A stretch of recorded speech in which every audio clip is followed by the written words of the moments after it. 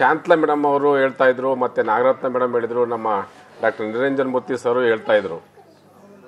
So ಭಾಳ ಮುಖ್ಯವಾಗಿ ಏನಪ್ಪ ಅಂದರೆ ರೈತರ ಹಕ್ಕುಗಳು ಯಾಕೆ ಬರುತ್ತೆ ಅಂದರೆ ಅವರು ಒಬ್ಬ ವಿಜ್ಞಾನಿ, ಸಾಕಷ್ಟು ತಳಿಗಳನ್ನ ಕೃಷಿ ಏನು ಶುರುವಾಯಿತು ಅದಕ್ಕಿಂತ ಮೊದಲಿಂದನೂ ಅವರು ಸಂರಕ್ಷಣೆ ಮಾಡ್ಕೊಂಡು ಬಂದಿದ್ದಾರೆ. ಸೊ ಆ ನಿಟ್ಟಿನಲ್ಲಿ ಅವರು ಒಬ್ಬ ತಳಿ ವಿಜ್ಞಾನಿ ಅಂದರೆ ತಪ್ಪೇನಾಗಲಾರ್ದು. ಸೊ ಈಗ ವೈಜ್ಞಾನಿಕವಾಗಿ ಹೊಸ ತಳಿಗಳನ್ನ ನಾವು ವಿಶ್ವವಿದ್ಯಾಲಯ ಮಟ್ಟದಲ್ಲಿ ಮತ್ತು ನಮ್ಮ ICR ಕೇಂದ್ರಗಳಿದ್ದಾವೆ. ಸೊ ಅಲ್ಲಿ ಅಭಿವೃದ್ಧಿಪಡಿಸ್ತಕ್ಕಂಥ ಕೆಲಸ ಸತತವಾಗಿ ನಡೀತಾ ಇದೆ. ಸೊ ಮೊದಲಿಗೆಲ್ಲ ಈ ಹೊಸ ತಳಿಗಳಿರಲಿಲ್ಲ ಅಲ್ವಾ, ಆದರೂ ನೀವು ಬೆಳೆಗಳನ್ನ ಬೆಳೀತಾ ಇದ್ರಿ. ಬಿತ್ತನೆ ಬೀಜ ಯಾವ ರೀತಿ ಮಾಡ್ಕೊಳ್ತಾ ಇದ್ರಿ? ಬಿತ್ತನೆ ಬೀಜನ ಹಳ್ಳಿಗಳಲ್ಲಿ ಯಾವ ರೀತಿ ಮಾಡ್ಕೊಳ್ತಾ ಇದ್ರಿ?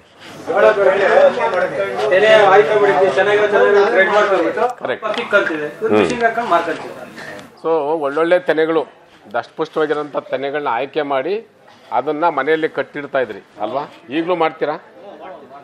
ತರಕಾರಿನಲ್ಲಿ ಹೀರೆಕಾಯಿ, ಒಳ್ಳೆ ಕಾಯಿ, ಸದೃಢವಾಗಿರ್ತಕ್ಕಂಥ ಕಾಯಿ ತಂದು ಮನೆ ಇಟ್ಕೊಳ್ತಿದ್ವಿ ಒಣಗಿಸ್ಬಿಟ್ಟು ಅಲ್ವಾ? ಸೊ ಹಾಗೇನೆ ಮೆಕ್ಕೆಜೋಳ ತೆನೆಗಳನ್ನೆಲ್ಲ ಕಟ್ಟಿಡ್ತಾ ಇದ್ರಿ. ರಾಗಿ ಒಳ್ಳೊಳ್ಳೆ ತೆನೆಗಳನ್ನ ಆಯ್ಕೆ ಮಾಡಿ, ಸಾಕಷ್ಟು ಹೊಲ ಇರ್ತದೆ ಅದರಲ್ಲಿ ಎಷ್ಟೋ ಒಂದು ಒಳ್ಳೊಳ್ಳೆ ತೆನೆಗಳನ್ನ ಒಂದೇ ಥರ ಇರ್ತಕ್ಕಂಥದ್ದು, ಒಂದೇ ಸಲ ಮಾಗ್ತಕ್ಕಂಥದ್ದು, ಒಳ್ಳೆ ಇಳುವರಿ ಕೊಡ್ತಾ ಸಾಮರ್ಥ್ಯ ಇರ್ತಕ್ಕಂಥ ತೆನೆಗಳನ್ನ ಆಯ್ಕೆ ಮಾಡಿ ನೀವು ಸಂರಕ್ಷಣೆ ಮಾಡ್ಕೊಂಡು ಬಂದಿದ್ದೀರಾ ಅಲ್ವಾ? ಸೊ ತರಕಾರಿ ಬೆಳೆಗಳಲ್ಲೂ ಹಾಗೇನೆ ಸಾಕಷ್ಟು ತಳಿಗಳನ್ನ ನೀವು ಸಂರಕ್ಷಣೆ ಮಾಡ್ಕೊಂಡು ಬಂದಿದ್ದೀರಾ. ಸೊ ಆದರೂ ತರಕಾರಿ ಬೆಳೆಯುವಾಗ ಏನಾಗುತ್ತೆ, ಒಳ್ಳೊಳ್ಳೆ ತರಕಾರಿ ಇದ್ದಾಗ ಮನೆ ಮಂದಿ ಅದನ್ನ ಕಟ್ ಮಾಡ್ಕೊಂಬಂದು ಬಳಸ್ತಕ್ಕಂಥದ್ದು ಇದ್ದೇ ಇದೆ ಅಲ್ವಾ? ಸೊ ಹೀಗೆ ಮಾಡ್ತಾಯಿದ್ರಂತ ಒಳ್ಳೆ ಒಂದು ಹಳ್ಳಿನಲ್ಲಿ. ಆ ಹಳ್ಳಿನಲ್ಲಿ ದೊಡ್ಡ ಮನೆ ಗೌಡ್ರದ್ದು, ಆ ಮನೆ ಹಿಂದೆ ತೋಟ, ತರಕಾರಿ ಮನೆಗೆ ಬೇಕಂದ್ರೆ ಅವಾಗೆಲ್ಲ ಮಾರ್ಕೆಟ್ಗೆ ಹೋಗ್ತಿದ್ವಿ. ಬರ್ತಿತ್ತು ನಮ್ಮ ತರಕಾರಿ, ಬರ್ತಿತ್ತ ಎಲ್ಲರೂ ಮಾರ್ಕೆಟ್ಗೆ ಹೋಗಿ ತರಕಾರಿ ತರ್ತಿದ್ವಾ? ಇಲ್ಲ, ನಾವೇ ಬೆಳೆಸ್ಕೊತ ಇದ್ವಿ, ಉಪಯೋಗಿಸ್ಕೊತ ಇದ್ವಿ ಅಲ್ವಾ? ಸೊ ಆ ಸಂದರ್ಭದಲ್ಲಿ ಒಂದು ಹಳ್ಳಿನಲ್ಲಿ ಒಂದು ಅಜ್ಜಿ ಹೀಗೆ ತೋಟ ಮಾಡಿತ್ತು ಮನೆ ಹಿಂದೆ. ಕೈ ತೋಟ ಅಂತೀವಲ್ಲ, ಕೈ ತೋಟ ಮಾಡ್ತಿದ್ವಲ್ಲ, ಈಗಲೂ ಮಾಡ್ತೀರಾ? ಎಷ್ಟು ಜನ ಕೈ ತೋಟ ಮಾಡ್ತೀರಾ? ಕೈ ಎತ್ತಿ. ತರಕಾರಿ ಮನೆಗೆ ಬೆಳ್ಕೊಳ್ತಕ್ಕಂಥದ್ದು ಎಷ್ಟು ಜನ ಇದ್ದೀರಾ ನೋಡಿ? ಎಲ್ಲ ಇನ್ನರ್ ಕೈ ಎತ್ತಾ ಇದಾರೆ, ಮುನ್ನರ್ ಯಾರು ಎತ್ತಾ ಇಲ್ಲ.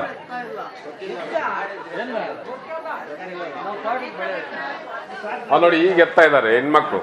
ಸೊ ವಿಶೇಷವಾಗಿ ಹೆಣ್ಮಕ್ಳೇ ಜಾಸ್ತಿ ತರಕಾರಿ ತೋಟಗಳು ಮಾಡ್ತಕ್ಕಂಥದ್ದು. ಯಾಕಂದ್ರೆ ಗಂಡ್ಮಕ್ಳು ಹೊಲಕ್ಕೆ ಹೋಗ್ತಾರೆ, ಕೆಲಸ ಮಾಡ್ತಾರೆ, ವ್ಯವಸಾಯದ ಕೆಲಸ ದಿನದಿಂದ ಎದ್ದೇ ಇರುತ್ತೆ. ಆದರೆ ಹೆಣ್ಮಕ್ಳು ಅಡುಗೆ ಮಾಡೋದ್ರ ಜೊತೆಗೆ ಮನೆಗೆ ಬೇಕಾಗಿರ್ತಕ್ಕಂಥ ಎಲ್ಲ ತರಕಾರಿ ಬೆಳೆಗಳನ್ನ ಬೆಳೀತಕ್ಕಂಥದ್ದು ಅದು ವಾಡಿಕೆಯಲ್ಲಿರ್ತಕ್ಕಂಥದ್ದು.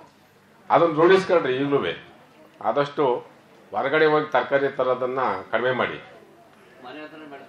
ಮನೆ ಹತ್ರನೇ ಬೆಳೆಸ್ಕೊಳ್ಳಿ. ಮನೆ ಹಿಂದೆ ಜಾಗ ಇರುತ್ತೆ, ಮನೆ ಮುಂಭಾಗ ಜಾಗ ಇರುತ್ತೆ, ಸ್ವಲ್ಪ ಮುಳ್ಳು ತಂತಿ ಅದು ಇದು ಹಾಕೊಂಡು ಬೆಳ್ಕೊಂಡ್ರೆ ಸಾಕಷ್ಟು ಮನೆ ಬೇಕಾಗಷ್ಟು ತರಕಾರಿ ಸಿಗುತ್ತೆ. ಯಾಕೆ ಮನೆ ಹತ್ರನೇ ಬೆಳ್ಕೊಳ್ಬೇಕು ಅಂತಂದರೆ, ಸೊ ಈಗ ಇತ್ತೀಚೆಗೆ ಆಗಲೇ ಬೆಳಗ್ಗೆ ಒಬ್ರು ಹೇಳ್ತಾ ಇದ್ರು ನಮ್ಮ ಸ್ನೇಹಿತರು, ನಮ್ಮ ಆಹಾರ ಧಾನ್ಯಗಳಲ್ಲಿ ಪೌಷ್ಟಿಕಾಂಶಗಳ ಕೊರತೆ ಇದೆ, ಏನೋ ಹೈಬ್ರಿಡ್ ತಳಿಗಳನ್ನ ಉಪಯೋಗಿಸ್ತಾ ಇದ್ದೀವಿ. ಸೊ ಈಗ ಹಿಂದಿನ ನಮ್ಮ ಮುತ್ತಾತರು ಇದ್ದಷ್ಟು ದಿವಸ ನಾವು ಬದುಕ್ತಾ ಇಲ್ಲ ಅಲ್ವಾ? ಹೌದಲ್ವಾ? ಸೊ ಈಗಿರ್ತಕ್ಕಂಥ ವಯಸ್ಸಾಗಿರ್ತಕ್ಕಂಥ ನಾವು ನೋಡ್ತೀವಿ ಅವ್ರು ಎಷ್ಟು ಗಟ್ಟಿದ್ದಾರೆ. ಇವರು 75-80 ವರ್ಷ ಆದರೂ ಇಲ್ಲಿಗೆ ಬಂದಿದ್ದಾರೆ. ಆದರೆ ನಮ್ಮ ಪೀಳಿಗೆ ನಾವು ಹೋಗ್ತೀವಿ ಹಂಗೆ, ಕರೆದ್ರೂ ಬರೋದಿಲ್ಲ ಅಲ್ವಾ? ನೋಡಿ ಎಷ್ಟೊಂದು ಜನ ನೋಡ್ತೀನಿ ವಯಸ್ಸಾಗಿರೋರು ಪಾಪ ಬಂದಿದ್ದಾರೆ, ಎಷ್ಟು ಗಟ್ಟಿಮುಟ್ಟಾಗಿದ್ದಾರೆ ನೋಡಿ. ಈ ಯಜಮಾನ್ರು ನೋಡಿ, ಎಷ್ಟು ಯಜಮಾನ್ರು ನಿಮ್ದು ವಯಸ್ಸು ಕೇಳಬಾರ್ದಂತೆ, ಆದ್ರೂ ಕೇಳ್ತೀವಿ. ಏನು ನಾಚ್ಕೋಬೇಡಿ, ಹೆಣ್ಣು ಕೊಡಲ್ಲ, ಪರವಾಗಿಲ್ಲ ಹೇಳಿ. ನೋಡಿ 72 ವಯಸ್ಸಿನಲ್ಲಿ ಎಷ್ಟು ಗಟ್ಟಿಯಾಗಿದ್ದಾರೆ ಆ ಯಜಮಾನ್ರು ನೋಡಿ. ನಿಮ್ದು ಎಷ್ಟು ಯಜಮಾನ್ರೆ ವಯಸ್ಸು? 82. ಜೋರಾದ ಚಪ್ಪಾಳೆ ಹೊಡೀರಿ ಅವ್ರಿಗೊಂದು. 82 ವಯಸ್ಸಿನಲ್ಲಿ ಕೃಷಿ ವಿಶ್ವವಿದ್ಯಾಲಯ ಬೆಂಗಳೂರಿಗೆ ಬಂದು ಈ ಒಂದು ಉಪನ್ಯಾಸ ಕೇಳಕ್ಕೆ ಬಂದಿದ್ದಾರೆ, ಅಥವಾ ತಿಳ್ಕೊಳ್ಳಿಕ್ಕೆ ಬಂದಿದ್ದಾರೆ, ಅಥವಾ ಅವ್ರಿಗೆ ತಿಳಿದಿರ್ತಕ್ಕಂಥ ಮಾಹಿತಿನ ಹಂಚ್ಕೊಳ್ಳಿಕ್ಕೆ ಬಂದಿದ್ದಾರೆ. ಸೊ ಹೀಗೆ ಅಜ್ಜಿ ಒಂದು ತೋಟ ಮಾಡಿತ್ತಂತೆ, ಕೈ ತೋಟ ಮನೆ ಹಿಂದೆ. ಮಕ್ಕಳು ಹೋಗೋದು ಬದನೆಕಾಯಿ ಜಾಸ್ತಿ ಅಲ್ಲ, ಮನೆಗೆ ಬೇಕೇ ಬೇಕಲ್ಲ, ಬದನೆಕಾಯಿ, ಮೆಣಸಿನ್ಕಾಯಿ, ಟೊಮೆಟೊ ಎಲ್ಲ ಬೇಕಲ್ಲ. ಟೊಮೆಟೊಗಿಂತ ಜಾಸ್ತಿ ಹುಣಸೆಹಣ್ಣು ಉಪಯೋಗಿಸಿದ್ರಲ್ವಾ ಅಲ್ವಾ? ಸೊ ಬದನೆಕಾಯಿ ಬೇಕೇ ಬೇಕಲ್ವಾ? ಸೊ ಒಳ್ಳೆ ದಪ್ಪನಾಗಿರೋಂಥದ್ದು ಗುಂಡು ಬದನೆಕಾಯಿ ನಮ್ಮ ನಿರಂಜನ್ ಮೂರ್ತಿ ತರದವರು ಗುಂಡ್ಗಿರೋಂಥ ಬದನೆಕಾಯಿನ ಮನೆ ಮಕ್ಕಳು ಸುಮ್ಮನೆ ಕಿತ್ಕೊಂಡು ಹೋಗೋದು, ಅಡುಗೆ ಮಾಡಿಬಿಡೋದು. ಸೊ ಅದು ಎಲ್ಲ ತಿಂದ್ಬಿಟ್ರೆ ಬಿತ್ತನೆ ಬೀಜ ಎಲ್ಲಿಂದ ತರೋದು? ಅವಾಗೇನು ಈ ಮಾರ್ಕೆಟ್ನಾಗ ಸಿಕ್ತಿರ್ಲಿಲ್ಲಲ್ಲ? ಸಿಕ್ತಿದ್ವಾ? ಇಲ್ಲ. ಸೊ ಅಜ್ಜಿ ಏನು ಮಾಡೋದು, ಆ ಮಕ್ಕಳು ಬದನೆಕಾಯಿ ಬಿಡೋದಿಲ್ಲ ತಡಿ ಮಕ್ಕಳು ಅಂತ ಹೇಳ್ಬಿಟ್ಟು ಅದಕ್ಕೆ ದಿನ ಅಡಿಕೆಲೆ ಹಾಕೊಳ್ತಾರಲ್ಲ, ಅಡಿಕೆಲೆ ಹಾಕೊಂಡು ಏನು ಮಾಡ್ತಿತ್ತು ಅಜ್ಜಿ, ಆ ಒಳ್ಳೆ ಕಾಯಿ ನೀವು ಹೇಳಿದ್ರಲ್ಲ ಆಗ್ಲೇ ಒಳ್ಳೊಳ್ಳೆ ತೆನೆ ಆರಿಸ್ಕೊಂಡಿರ್ತಿದ್ವಿ ಅಂತ ಹೇಳ್ತಿದ್ರಲ್ಲ, ಅಂತ ಒಳ್ಳೆ ಬದನೆಕಾಯಿಗೆ ಹೋಗೋದು ಒಗಿಯೋದಂತೆ. ಮನೆ ಮಂದಿ ಆ ಹುಡುಗರೆಲ್ಲ ಅನ್ನಂತೆ, ಈ ಅಜ್ಜಿಗೆ ನಾವು ಹುಚ್ಚಿಡ್ದಿದೆ, ಹುಚ್ಚಿಡ್ದು ಹೋಗಿ ಅದಕ್ಕೆ ಬದನೆಕಾಯಿ ಉಗಿತೈತೆ ಅಂತ.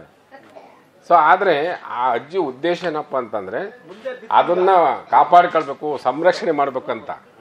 ಈಗ ಸಸ್ಯ ಕಾಯ್ದೆ ತಳಿಯಲ್ಲಿ ತಳಿಗಳನ್ನ ಸಂರಕ್ಷಣೆ ಮಾಡ್ತಕ್ಕಂಥದ್ದು ಈಗ ನಾವು ಹೇಳ್ತಾ ಇದ್ದೀವಿ. ಆದರೆ ಮೊದಲು ಸೊ ಎಲ್ಲರೂ ಅದನ್ನು ಪ್ರಾಕ್ಟೀಸ್ ಮಾಡ್ತಾಯಿದ್ರು. ಮಾಡಿ ಆ ಅಜ್ಜಿ ಆ ಬದನೆಕಾಯಿನ ಕಟಾವು ಮಾಡಿ ಹಣ್ಣಾಗುತ್ತಲ್ಲ ಅದನ್ನು ಬೀಜನ ಬೇರ್ಪಡಿಸಿ ಸಪ್ರೇಟಾಗಿ ಇಟ್ಕೊಂಡಿರೋದಂತೆ.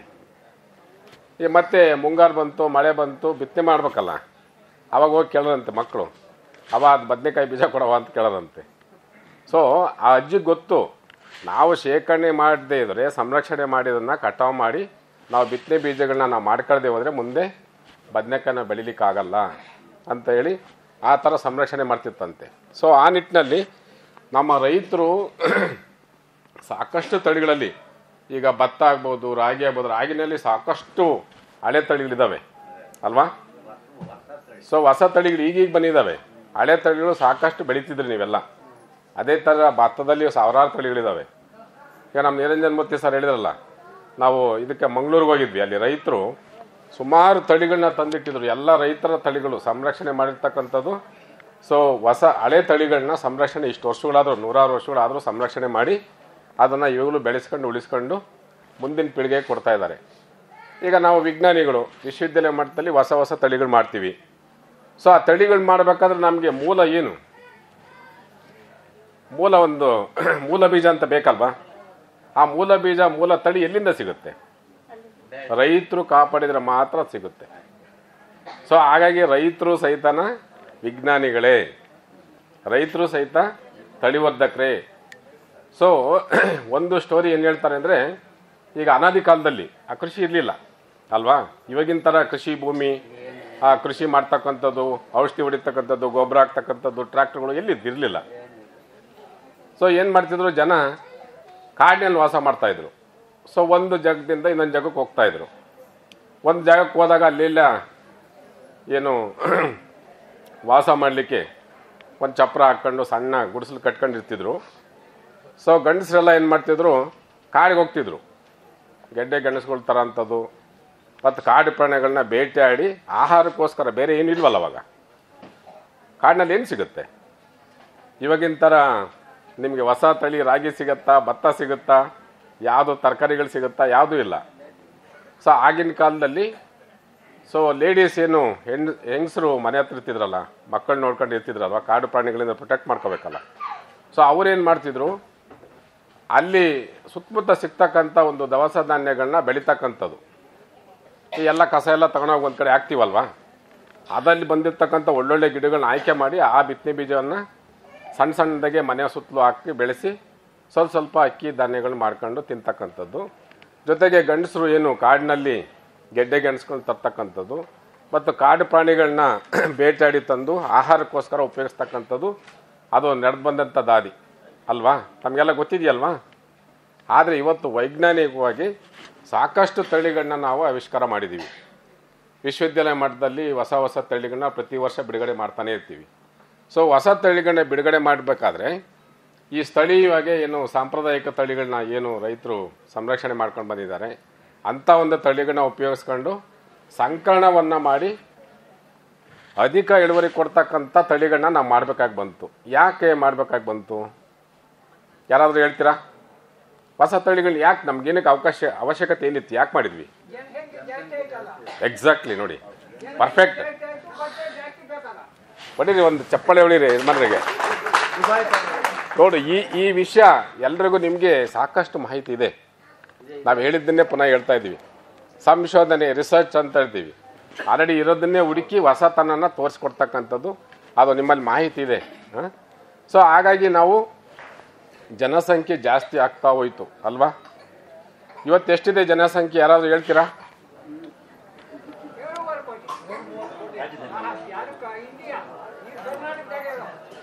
ಆಲ್ ಇಂಡಿಯಾನೇ ಹೇಳಿ. 8 ಕೋಟಿ. ಸೊ ನಮ್ಮ ಜನಸಂಖ್ಯೆ ದಿನ ದಿನ ಜಾಸ್ತಿ ಆಗ್ತಾನೇ ಇದೆ. ಭಾರತ ದೇಶ ಬಹುಶಃ ವಿಶ್ವದಲ್ಲೇನೆ ದೊಡ್ಡ ದೇಶ, ಜಾಸ್ತಿ ಜನಸಂಖ್ಯೆ ಹೊಂದಿರತಕ್ಕಂಥ ದೇಶ ಅಂದರೆ ಭಾರತ ಅಂತ ಒಂದು ಅಂಕಿಅಂಶ ಹೇಳುತ್ತೆ. ಈಗ ಸದ್ಯಕ್ಕೆ ಚೈನಾದವ್ರು ಮುಂದಿದ್ದಾರೆ, ನಮಗಿಂತ ಜನಸಂಖ್ಯೆ ಜಾಸ್ತಿ ಇದೆ. ಅಲ್ಲಿ ಆಹಾರೋತ್ಪಾದನೆಗೆ ಹೊಸ ಹೊಸ ಹೈಬ್ರಿಡ್ ಭತ್ತಗಳನ್ನ ಮಾಡಿದ್ದಾರೆ. ಇಡೀ ವಿಶ್ವದಲ್ಲೇ ಭಾಳ ಅಧಿಕ ಇಳುವರಿ ಕೊಡ್ತಕ್ಕಂಥ ಭತ್ತದ ಸಂಶೋಧನೆ ಮಾಡಿ ಸಂಕಣ ತಳಿಗಳನ್ನ ಮಾಡಿದ್ದಾರೆ, ಹೈಬ್ರಿಡ್ ಭತ್ತಗಳು. ನಮ್ಮಲ್ಲಿ ಇನ್ನೂ ಹೈಬ್ರಿಡ್ ಭತ್ತ ಅಷ್ಟೊಂದು ಇಲ್ಲ ಅಲ್ವಾ? ನಮ್ಮ ಯೂನಿವರ್ಸಿಟಿಯಿಂದ ಯಾವ್ದಾದ್ರು ಹೈಬ್ರಿಡ್ ಭತ್ತ ಮಾಡಿದ್ದ ಕೇಳಿದ್ದೀರಾ? ಕರ್ನಾಟಕ ರೈಸ್ ಹೈಬ್ರಿಡ್ 1 ಅಂತ ಮಾಡಿದ್ದೀವಿ, ಕರ್ನಾಟಕ ರೈಸ್ ಹೈಬ್ರಿಡ್ 4 ಅಂತ 2 ಸಂಕಣ ತಳಿಗಳನ್ನ ನಾವು ಮಾಡಿದ್ದೀವಿ ಈಗ. ಆದರೆ ಅಲ್ಲಿ ಸಾಕಷ್ಟು ಎಲ್ಲ ಪ್ರದೇಶದಲ್ಲೂ ಸಂಕಣ ತಳಿಗಳನ್ನ ಹೈಬ್ರಿಡ್ಗಳನ್ನೇ ಜಾಸ್ತಿ ಬೆಳೀತಾ ಇದ್ದಾರೆ. ಈ ಕೋವಿಡ್ ಬಂತಲ್ಲ, ಕೋವಿಡ್ ಬರೋಕ್ಕೆ ಮೊದಲು ಒಂದು 3 ತಿಂಗಳ ಮೊದಲು ಹೋಗಿದ್ದೆ. ಅಲ್ಲಿ ಸಂಶೋಧನೆ ಆಗಿ ಹೊಸ ಸಂಕರಣ ತಳಿಗಳು ಏನವರು ರೈತರಲ್ಲಿ ಬೆಳೆಸ್ತಾ ಇದ್ದಾರೆ, ಅದನ್ನು ನೋಡಲಿಕ್ಕೆ ಅಲ್ಲಿ ತರಬೇತಿ ಪಡ್ಕೊಳ್ಳೋಕ್ಕಂತ ನಾವು ಹೋಗಿದ್ವಿ. ಸೊ ನಮಗಿಂತೂ 4 ಪಟ್ಟು ಹೆಚ್ಚು ಇಳುವರಿ ಕೊಡ್ತಕ್ಕಂಥ, ಇಳುವರಿ ಸಾಮರ್ಥ್ಯ ಇರ್ತಕ್ಕಂಥ ಹೊಸ ಸಂಕಣ ತಳಿಗಳನ್ನ ಅವ್ರು ಮಾಡಿದ್ದಾರೆ. ಸೊ ಈ ಗೋಲ್ಡನ್ ರೈಸ್ ಅಂತೆಲ್ಲ ಕೇಳಿದಿರಲ್ವಾ, ಅಧಿಕ ಇಳುವರಿ ಕೊಡ್ತಕ್ಕಂಥದ್ದು ಅಂಥವು ಸಾಕಷ್ಟು ಮಾಡಿದ್ದಾರೆ. ಸೊ ಆ ನಿಟ್ಟಿನಲ್ಲಿ ನಮ್ಮಲ್ಲಿ ಈಗ ಜನಸಂಖ್ಯೆ ಜಾಸ್ತಿ ಆಯಿತು ಅಂತ ಹೇಳಿ ಹೊಸ ಅಧಿಕ ಇಳುವರಿ ಕೊಡ್ತಕ್ಕಂಥ ಹೈ ಯೀಲ್ಡಿಂಗ್ ವೆರೈಟೀಸ್ನ ನಾವು ಮಾಡಿದ್ವಿ. ಈಗ ಗ್ರೀನ್ ರೆವಲ್ಯೂಷನ್ ಅಂತ ಕೇಳಿದ್ದೀರಾ? ಸೊ ಗ್ರೀನ್ ರೆವಲ್ಯೂಷನ್ ಅಂದರೆ ನಮ್ಮ ಬೆಳೀತಕ್ಕಂಥ ಜನಸಂಖ್ಯೆಗೆ ಅನುಗುಣವಾಗಿ ಉತ್ತಮವಾದ ಇಳುವರಿ ಕೊಡ್ತಕ್ಕಂಥ ಹೊಸ ತಳಿಗಳನ್ನ ಮಾಡ್ತಕ್ಕಂಥದ್ದು. ಸೊ ಡಾಕ್ಟರ್ ಸ್ವಾಮಿನಾಥನ್ ಅಂತ ಅವರು ಒಂದು ಚಿತ್ರದಲ್ಲಿ ತೋರಿಸಿರಲ್ವ ಅವ್ರಿಗೆ ಆಗಲೇ. ಸೊ ಅವರು ಹೊರಗಡೆ ದೇಶಕ್ಕೆ ಹೋಗಿದ್ರು, ಮೆಕ್ಸಿಕೋ ದೇಶಕ್ಕೆ ಹೋಗಿದ್ರು. ಅಲ್ಲಿ ಹಿಂಗೆ ಒಂದು ಎಕ್ಸಿಬಿಷನ್ ಇಟ್ಟಿದ್ರು, ನೀವು ಹೆಂಗೆ ಬಂದಿದ್ದೀರಲ್ಲ ನಿಮ್ಮೂರಿಂದ, ಅದೇ ಥರ ಅವರು ಹೋಗಿದ್ರು ನೋಡಲಿಕ್ಕೆ. ಹೋದಾಗ ಅಲ್ಲಿ ಗೋಧಿ ತಳಿಗಳನ್ನೆಲ್ಲ ಇಟ್ಟಿದ್ರಂತೆ, ಹಿಂಗೆ ಒಂದು ಟೇಬಲ್ ಮೇಲೆ ಹೊಸ ತಳಿಗಳನ್ನೆಲ್ಲ ಇಟ್ಟಿದ್ರಂತೆ. ಸೊ ಅವಾಗ ನೋಡ್ತಾ ಅವರು ಈಗ ಮೊದಲಿಗೆಲ್ಲನ ನಾವು ಬಿತ್ತನೆ ಬೀಜಗಳನ್ನ ನಮ್ಮ ದೇಶದಿಂದ ಹೊರಗಡೆ ದೇಶಕ್ಕೆ ಕಳಿಸ್ಬೋದಾಗಿತ್ತು, ಅಲ್ಲಿಂದ ಇಲ್ಲಿ ತರ್ಬೋದಾಗಿತ್ತು, ಈ ಥರ ಫ್ರೀ ಇತ್ತು. ಆದರೆ ಈ ಗ್ಯಾಟ್ ಒಪ್ಪಂದ ಅಂತ ಹೇಳ್ತಲ್ಲ, ಇವೆಲ್ಲ ಆದಮೇಲೆ, ಈ ಕಾನೂನುಗಳು ಬಂದಮೇಲೆ, ಸೊ ಯಾವುದೇ ಒಂದು ನಾವು ಬಿತ್ತನೆ ಬೀಜವನ್ನು ಹೊರಗಡೆ ದೇಶದಿಂದ ತರಬೇಕಂದ್ರೆ, ಇಲ್ಲಿಂದ ಹೊರಗಡೆ ಕಳಿಸ್ಬೇಕಂತಂದರೆ ಕ್ವಾರಂಟೈನ್ ಅಂತ ಒಂದು ಸಿಸ್ಟಮ್ ಇದೆ. ಸೊ ಅಲ್ಲಿ ಅರ್ಜಿಯನ್ನು ಕೊಟ್ಟು ಪರ್ಮಿಷನ್ ತೊಗೊಂಡು ತರಬೇಕಾಗಿದ್ದು, ಅದೆಲ್ಲ ದೊಡ್ಡ ಪ್ರೊಸೀಜರ್ ಅದು. ಸೊ ಅದಕ್ಕೆ ಅವ್ರೇನು ಮಾಡಿದ್ರು, ಒಂದು 4 ಬಿತ್ತನೆ ಬೀಜಗಳನ್ನ ಕೂದಲಲ್ಲಿ ಹಾಕೊಂಬಂದಿದ್ರು. ಬರೀ 4 ಬೀಜ. ಅವರು ಗುಂಗುರು ಕೂದಲು, ಆ್ಯಕ್ಚುಲಿ ನಮ್ಮಂಗಲ್ಲ, ಗುಂಗುರು ಕೂದಲಿತ್ತು, ಹಿಂಗೆ ಇರೋದು, ಅದು ಕದಲ್ತಿರಲಿಲ್ಲ ಈಜಾಗೆ. ಅವರು ಬರೀ 4 ಬೀಜ ಹಿಂಗೆ ನೋಡ್ತಾ ಹಿಂಗೆ ಎತ್ಕೊಂಡು ತಲೆಯಲ್ಲಿ ಹಾಕ್ಕೊಂಡು ತಂದಿದ್ರಂತೆ. ತಂದು ಅದನ್ನು ಡಾಕ್ಟರ್ ಲೆಸ್ಲಿ ಕೋಲ್ಮನ್ ಅಂತ ಒಬ್ಬರು ಮೇಧಾವಿ ವಿಜ್ಞಾನಿಯವರು, ಆಸ್ಟ್ರೇಲಿಯಾ ದೇಶದವರು, ಮೊಟ್ಟ ಮೊದಲಿಗೆ ಮೈಸೂರು ಸಂಸ್ಥಾನ ಬರುತ್ತಲ್ಲ, ಆವಾಗ ಒಬ್ಬರು ಕೃಷಿ ಅಧಿಕಾರಿಯಾಗಿ, ಡೈರೆಕ್ಟರ್ ಅಗ್ರಿಕಲ್ಚರ್ ಆಗಿ ನಮ್ಮ ಮಂಡ್ಯದಲ್ಲಿ VC ಫಾರ್ಮ್ನಲ್ಲಿ ಕೆಲಸ ಮಾಡ್ತಾ ಇರ್ತಾರೆ. ಸೊ ಅವರ ಸಹಯೋಗ ಇವರಿಗೆ ಮಾಡಿ ಈ ಗೋಧಿನಲ್ಲಿ ಅಧಿಕ ಇಳುವರಿ ಕೊಡ್ತಕ್ಕಂಥ ಹೊಸ ತಳಿಗಳನ್ನ ತಂದರು. ಈ ಪಂಜಾಬ್ ಪ್ರಾಂತದಲ್ಲಿ ಜಾಸ್ತಿ ಇಳುವರಿ, ಅಲ್ಲಿ ಭಾಳ ಚಳಿ ಬೇಕು, ಗೋಧಿ ಬೆಳಿಬೇಕಂತಂದ್ರೆ ಚಳಿ ಜಾಸ್ತಿ ಬೇಕು. ನಮ್ಮ ಪ್ರದೇಶದಲ್ಲಿ ಅಷ್ಟು ಈಜೆ ಬರಲ್ಲ. ಸೊ ಅಲ್ಲಿ ಪಂಜಾಬು ಮತ್ತು ಹರಿಯಾಣ ಹವಾಮಾನ ಭಾಳ ಸೂಕ್ತವಾಗಿದೆ. ಸೊ ಅಲ್ಲಿ ಅಧಿಕ ಇಳುವರಿ ಕೊಡ್ತಕ್ಕಂಥ ಈ ತಳಿಗಳನ್ನ ಅಲ್ಲಿ ಪ್ರಯೋಗ ಮಾಡಿ, ಅಲ್ಲಿಂದ ಪ್ರಚಾರ ಮಾಡಿ ರೈತರಿಗೆ ಕೊಟ್ಟು ಬೆಳೆಸ್ತಾ ಬಂದರು. ಸೊ ಅದೇ ರೈತ ವಿಜ್ಞಾನಿಗಳ ಸಹಭಾಗಿತ್ವದಲ್ಲಿ ಬೀಜೋತ್ಪಾದನೆ ಅವಾಗ ಶುರುವಾಯ್ತಿದ್ದು. ರೈತ ವಿಜ್ಞಾನಿಗಳ ಸಹಭಾಗಿತ್ವದಲ್ಲಿ ಬೀಜೋತ್ಪಾದನೆ ಮಾಡೋದು ಅಲ್ಲಿಂದ ಶುರುವಾಯಿತು. ಅವರು ಏನು 4 ಬೀಜ ತಂದಿದ್ರು ಅದನ್ನ ಅಭಿವೃದ್ಧಿಪಡಿಸಿ ಹೊಸ ತಳಿಗಳನ್ನ ಮಾಡಿ, ಸೊ ಕೆಲವು ರೈತರಿಗೆ, ಯಾರ ನಿಮ್ಮಂತ ತಿಳಿದಿರ್ತಕ್ಕಂಥ ರೈತರಿಗೆ 4 ಜನ ಕೊಟ್ಟು ಅದನ್ನ ಬೆಳೆಸಿ ಮತ್ತೆ ಆ ಊರಲ್ಲೇ ಬೇರೆ ರೈತರಿಗೆ ಕೊಡ್ತಕ್ಕಂಥದ್ದು, ಮತ್ತೆ ಆ ಊರಿಂದ ಬೇರೆ ಊರಿನ ರೈತರಿಗೆ ಕೊಡ್ತಕ್ಕಂಥದ್ದು. ಈ ಕ್ರಮೇಣ ಪ್ರತಿ ವರ್ಷ ಬೆಳೆಸಿ ಹೊಸ ತಳಿಗಳನ್ನ ಪರಿಚಯ ಮಾಡಿದ್ರು. ಅವರು ಅಧಿಕ ಇಳುವರಿ ಕೊಡ್ತಕ್ಕಂಥದ್ದು, ರೋಗ ಮತ್ತೆ ಕೀಟಗಳೇ ನಿರೋಧಕ ಶಕ್ತಿ ಇರ್ತಕ್ಕಂಥ ಹೊಸ ತಳಿಗಳು. ಸೊ ಆ ತಳಿಗಳನ್ನ ಮಾಡಿ ನಮ್ಮ ಏನು ಇವತ್ತಿನ ದಿವಸ ಆಹಾರ ಧಾನ್ಯಗಳು ನಮಗೆ ಬೇಕು, ಸಾಕಷ್ಟು ಆಹಾರ ಧಾನ್ಯಗಳನ್ನ ಮಾಡಲಿಕ್ಕೆ ಪೂರಕವಾಗಿ ಇವೆಲ್ಲ ಕಾರ್ಯಕ್ರಮಗಳನ್ನ ಮಾಡ್ಕೊಂಡು ಬಂದ್ರು. ರೈತರ ಮತ್ತು ವಿಜ್ಞಾನಿಗಳ ಸಹಭಾಗಿತ್ವದಲ್ಲಿ ವೈಜ್ಞಾನಿಕವಾಗಿ ಬೀಜೋತ್ಪಾದನೆ ಹೇಗೆ ಮಾಡಬೇಕು ಅಂತ ಕೇಳಿ ಅವರು ಎಲ್ಲರಿಗೆ ರೈತರಿಗೆ ತಿಳಿಸ್ಕೊಂತ ಬಂದ್ರು. ಸೊ ಅದೇ ನಿಟ್ಟಿನಲ್ಲಿ ಇವತ್ತಿನ ದಿವಸ ನಮ್ಮ ವಿಶ್ವವಿದ್ಯಾಲಯದಲ್ಲಿ ಮಾತಾಡ್ಬೇಕಮ್ಮ ಅಕ್ಕ ಬಾಯ್ ತಾಳಮ್ಮ ಬರಮ್ಮ ಮಾತಾಡ್ಬಾರಮ್ಮ. ನೀವು ಮಾತಾಡಂಗಿದ್ರೆ ನಿಮಗೂ ಚಾನ್ಸ್ ಕೊಡ್ತೀನಿ, ನಿಜವಾಗೂ ಕೊಡ್ತೀವಿ, ಬನ್ನಿ ಮಾತಾಡಿ. ಯಾಕಂದ್ರೆ ಇದು ಬರೀ ನಾವು ಪಾಠ ಹೇಳೋದಂತಲ್ಲ, ನಿಮ್ಮಲ್ಲಿ ಸಾಕಷ್ಟು ನೋಡಿ ಅವ್ರ ಯಜಮಾನ್ ಹೇಳಿರಲ್ಲ ಎಷ್ಟು ಚೆನ್ನಾಗಿ ಹೇಳಿದ್ರು. ಹಂಗೆ ನಿಮ್ಗೂ ಏನೋ ಹೊಸ ವಿಷಯ ಗೊತ್ತಿದ್ರೆ ಹೇಳ್ಬೋದು ಇಲ್ಲಿ ಬಂದು. ಸೊ ಈಗ ಬೇರೆಯವ್ರನ್ನ ಬಂದವರಿಬ್ರು ಕಲಾಕೇನಾಗ ನಿರ್ದೋರ್ ಮೇಲೆ ಮಾತಾಡಕ್ಕಾಗಲ್ಲ ಅಂತ ಈಗ ಮಾತಾಡ್ತಾ ಇದ್ದಾರೆ. ಬೇರೆ ಬೇರೆ ಕೊಡಿಸ್ಬೇಕೀಗ, ಅವನ್ನ ಬೇರೆ ಬೇರೆ ಚೆನ್ನಾಗಿ ಕೊಡಿಸ್ಬೇಕೀಗ. ಇವ್ರನ್ನ ಆಚೆ ಕಡೆ ಕೂತ್ಬೇಕು, ಮೀಟಿಂಗ್ ಮುಗಿಸ್ಕೊಂಡ್ರೆ ಅಂತ ಅವರೇ ಕುಡಿಸ್ಯಾರೆ. ಆಯ್ತು, ಮೀಟಿಂಗ್ ಮಾಡೋಣ ಮುಂದೆ. ಆಮೇಲೆ ಮುಗಿದವ್ರಿಗೆ ಈ ಕಾರ್ಯಕ್ರಮ ಮುಗಿದ್ಮೇಲೆ ಮೀಟಿಂಗ್ ಮಾಡೋಣ, ಪ್ರಯತ್ನ ಮಾಡಿ ಸರ್, ಪ್ರಯತ್ನ ಮಾಡೋಣ. ಸೊ ಈ ಪ್ರಯತ್ನದಲ್ಲಿ ಕೃಷಿ ವಿಶ್ವವಿದ್ಯಾಲಯ ಬೆಂಗಳೂರಿಂದ ಈ ರೈತರ ಮತ್ತು ವಿಜ್ಞಾನಿಗಳ ಸಹಭಾಗಿತ್ವದಲ್ಲಿ ಸಾಕಷ್ಟು ಬೀಜೋತ್ಪಾದನೆ ಕಾರ್ಯಕ್ರಮ ನಡೀತಾ ಇದೆ. ಈಗ ವಿಡಿಯೋ ನೋಡಿದ್ರಲ್ಲ, ಎಲ್ಲರೂ ನೋಡಿರಾ? ಸೊ ಏನ್ ಅನ್ನಿಸ್ತದು? ಒಳ್ಳೇದೇ ಅಲ್ಲ, ಏನು ಅದ್ರಲ್ಲಿ ಏನು ಗಮನಿಸಿದ್ರಿ ನೀವು? ಕಾಯ್ದೆಗಳನ್ನ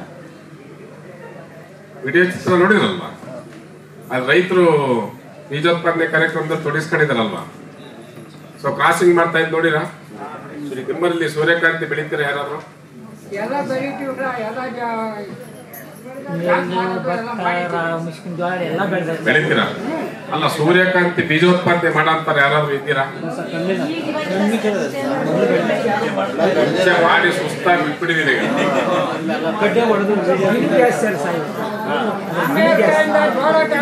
₹50 ಫಲ ಆಗಿದ್ದಾವ, ಅವಾಗಿಂದ ಬೆಳೆದಿದ್ದೀವಿ, ಎಲ್ಲ ನೋಡಿದ್ದೀವಿ. ಆದ್ರೆ ಈಗ ಬೆಳೆಯಕ್ಕೆ ಅವಕಾಶ ಇಲ್ಲ ಅಷ್ಟೇ. ಸೊ ಬಿತ್ತನೆ ಬೀಜ ಏನಕ್ಕೆ ಬೇಕು ನಮ್ಗೆ? ಅದೊಂದು ಮಹತ್ವ ಏನಿದೆ? ಈಗ ಬಿತ್ತನೆ ಬೀಜ ನಾವು ಇಷ್ಟೊಂದೆಲ್ಲ ಒತ್ತು ಕೊಟ್ಟು ಮಾತಾಡ್ತೀವಲ್ವಾ, ಬಿತ್ತನೆ ಬೀಜ ಬಹಳ ಮುಖ್ಯ. ಕೃಷಿ ಶುರುವಾಗಕ್ಕೆ ಮೊದಲಿಗೆನೆ ಎಲ್ಲ ರೈತರು ಬಿತ್ತನೆ ಬೀಜಕ್ಕೋಸ್ಕರ ಅಲ್ಲಿ ಪದಾರ್ಥ ಇರ್ತೀವಲ್ವಾ. ಇವಾಗೆಲ್ಲ ನಾವೇ ಬಿತ್ತನೆ ಬೀಜ ಮಾಡ್ಕೊಂಡು ಇಟ್ಕೊಳ್ಳೋಂಥದ್ದು ಪದ್ಧತಿ ಇಲ್ಲ ನಮ್ಮಲ್ಲಿ. ನರ್ಸರಿಗೆ ಸಿಗ್ತದೆ ನಾವು ಎಲ್ಲಿಗೆ ಹೋಗ್ತೀರಾ ಬಿತ್ತನೆ ಬೀಜಕ್ಕೆ? ಅಲ್ಲ ಸ್ವಾಮಿ, ಅವ್ರಿಗೆ ಬಿತ್ತನೆ ಬೀಜ ಇಕ್ಕಿ ಸಸಿನ ಕೊಡ್ತಾರೆ, ಎಲ್ಲ ತಮ್ಮ ಸಸಿನೇ ನಾಟಿ ಮಾಡಿದ್ವಾಗ. ಸಸಿನೂ ಈಗ ಬೇರೆ ಕಡೆ ಹೋಗಿ ತರ್ತೀರಾ? ಆದ್ರೆ ಜನ ಹೋಗಿ ಯಾರು ನಾಟಿ ಬಿಡಲ್ಲ, ಮೊದಲು ನಾಟಿ ಬಿಟ್ಟು ನಾವು ನಾಟಿ ಮಾಡೇವಿ, ಇವಾಗಿಲ್ಲ. ಅದಕ್ಕೆ ಹೇಳಿದ್ದು ಸಸಿನೇ ಕೊಡ್ತಾರೆ, ಎಲ್ಲ ಸಸಿ ಬಾಳನು ಸಸಿ ಕೊಡ್ತಾರೆ, ತೆಂಗಿನ ಗಿಡ ಸಸಿನೇ ಕೊಡ್ತಾರೆ, ಯಾವುದೇ ಸಸಿ. ಅದೇ ಈಗ ಸಸಿ ಕೊಡ್ಬೇಕಾದ್ರೂ ಸಸಿ ಮಾಡ್ಬೇಕಾದ್ರೂ ಈ ಸಸಿ ನೀವ್ ಯಾಕೆ ಹೋಗಿ ತಗೊಳ್ತೀರ ಅಂತ ಅದು ಉತ್ಕೃಷ್ಟವಾಗಿದೆ. ಅದು ಒಂದು ಬಿತ್ತನೆ ಬೀಜ ಇದ್ದಂಗೆನೆ. ಈಗ ರಾಗಿ ಭತ್ತ ಆದ್ರೆ ಬಿತ್ತನೆ ಬೀಜ ಬಿತ್ತೀವಿ, ತರಕಾರಿ ಬೆಳೆಲ್ಲ ಆದ್ರೆ ನೀವು ಸಸಿ ಮಡಿ ಮಾಡಿರ್ತಕ್ಕಂಥದ್ದು ಖಾಸಗಿ ಕಂಪನಿ ಕೊಡಂತ ಮಾಡ್ತೀವಿ. ಸೊ ನಾನು ಹೇಳಿದ್ನಲ್ಲ ಬದನೆಕಾಯಿ ಸ್ಟೋರಿ ತರ ನೀವು ಬಿತ್ತನೆ ಬೀಜ ಮಾಡಿ ನೀವು ತಯಾರು ಮಾಡ್ಕೊಳ್ಬಹುದು, ನಿಮ್ ಹೊಲದಲ್ಲೇನೆ, ನಿಮ್ ಮನೆ ಹತ್ರನೇ ಮಾಡ್ಕೊಳ್ಬಹುದು. ಈಗ ಟ್ರೇಸ್ ಇದಾವ, ಅವ್ರು ಕೊಡ್ತಾರಲ್ಲ, ಅವನ್ನ ₹15 ಕೊಟ್ಟರು ಕೊಡ್ತಾರೆ. ನೀವೇ ಅದಕ್ಕೆ ಗೊಬ್ಬರ ಮಣ್ಣು ಎಲ್ಲ ಮಿಕ್ಸ್ ಮಾಡಿ ಹಾಕಿ ನೀವೇ ಮನೆಯಲ್ಲೇ ಬಿತ್ತನೆ ಬೀಜ ಮಾಡ್ಕೊಳ್ಳೋದನ್ನ ಅಲ್ಲಿ ಹಾಕಿದ್ರೆ ಹುಟ್ಟುತ್ತದು. ಅದನ್ನ ತಗೊಂಡೋಗಿ ನಾಟಿ ಮಾಡ್ಕೊಳ್ಬಹುದು, ಅದು ಕಷ್ಟ ಇಲ್ಲ. ಆದ್ರೆ ಈಗ ನಾವೇನ್ ಆಗ್ಬಿಟ್ಟಿದೀವಿ, ಸ್ವಲ್ಪ ಸೋಂಬೇರಿಗಳಾಗ್ಬಿಟ್ಟಿದೀವಿ. ರೈತರು ಬಹಳ ಸೋಂಬೇರಿಗಳಾಗ್ಬಿಟ್ಟಿದೀವಿ. ಸೊ ಮಳೆ ಬಿದ್ದ ತಕ್ಷಣ ಓಡಾಗ್ತೀವಿ ರೈತ ಸಂಪರ್ಕ ಕೇಂದ್ರಗಳಿಗೆ ಅಲ್ವಾ. ಉತ್ತಮವಾದಂತ ಬಿತ್ತನೆ ಬೀಜ ಸಿಗುತ್ತಲ್ಲಿ ಅಂತ ಹೋಗ್ತೀವಲ್ವಾ, ಪ್ರಾಮಾಣಿಕೃತ ಬಿತ್ತನೆ ಬೀಜ ಪಟ್ಲೀಕರಣ ಆಗಿರ್ತಕ್ಕಂಥದ್ದು ತಗೊಂಡ್ಬರ್ತೀವಿ. ಏನಕ್ಕೆ ಅದನ್ನೇ ತರ್ಬೇಕು ನಾವು? ಬಿತ್ತನೆ ಬೀಜ ಸರಿ ಇಲ್ಲಾಂದ್ರೆ ಏನಾಗುತ್ತೆ? ಇಳುವರಿ ಬರೋದಿಲ್ಲ. ಸೊ ಹಾಗಾಗಿ ಇಳುವರಿ ಜಾಸ್ತಿ ಪಡಿಬೇಕು ಅಂತಕ್ಕಂಥದ್ದು, ಲಾಭದಾಯಕ ಆಗಬೇಕು ಅಂತ ಹೇಳಿ ನಾವು ಉತ್ತಮವಾದಂತ ಗುಣಮಟ್ಟ ಇರ್ತಕ್ಕಂಥ ಬಿತ್ತನೆ ಬೀಜವನ್ನೇ ಬಳಕೆ ಮಾಡ್ಬೇಕು ಅಂತ ಹೋಗ್ತೀವಲ್ವಾ. ಸೊ ಇದು ಬಿತ್ತನೆ ಬೀಜ ಬಹಳ ಮುಖ್ಯ ಅಂತ ಹೇಳಿ ಬಹಳ ಹಿಂದೆ ಹೇಳಿದ್ದಾರೆ. ಸುಬೀಜಂ ಸುಕ್ಷೇತ್ರೆ ಜಯತೆ ಸಂಪಾದ್ಯತೆ ಅಂತ ಹೇಳ್ತಾರೆ. ಏನ್ ಹೇಳಿ? ಸುಬೀಜಂ ಸುಕ್ಷೇತ್ರೆ ಜಯತೆ ಸಂಪಾದ್ಯತೆ ಅಂತ ಹೇಳಿ ಸಂಸ್ಕೃತದಲ್ಲಿ ಹೇಳಿದ್ದಾರೆ.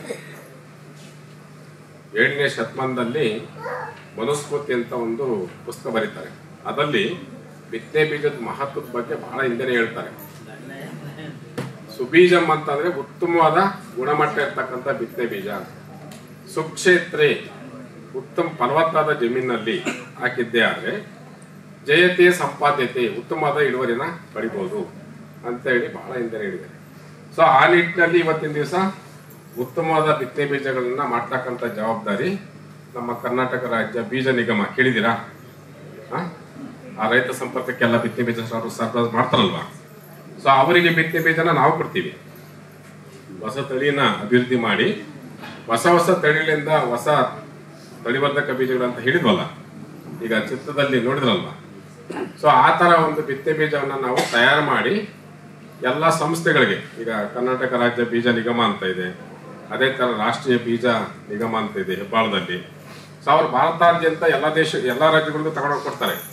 ಈಗ ನಮ್ಮಲ್ಲಿರ್ತಕ್ಕಂಥ ಸೂರ್ಯಕಾಂತಿ ಬಿತ್ತನೆ ಬೀಜನ ತಗೊಂಡೋಗಿ ಉತ್ತರ ಭಾರತದಲ್ಲಿ ಮಾರ್ತಾ ಇದ್ದಾರೆ. ಅಂದರೆ ಉತ್ತಮವಾದಂಥ ಉತ್ಕೃಷ್ಟವಾದಂಥ ಬಿತ್ತನೆ ಬೀಜ ಇರಬೇಕು. ಆವಾಗ ಮಾತ್ರ ನಾವು ಅಧಿಕವಾದಂಥ ಇಳುವರಿಯನ್ನು ಪಡೀಲಿಕ್ಕೆ ಸಾಧ್ಯ. ಇಳುವರಿ ಸಾಮರ್ಥ್ಯ ಸರಿ ಇಲ್ಲ ಅಂದ್ರೆ ಏನಾಗುತ್ತೆ?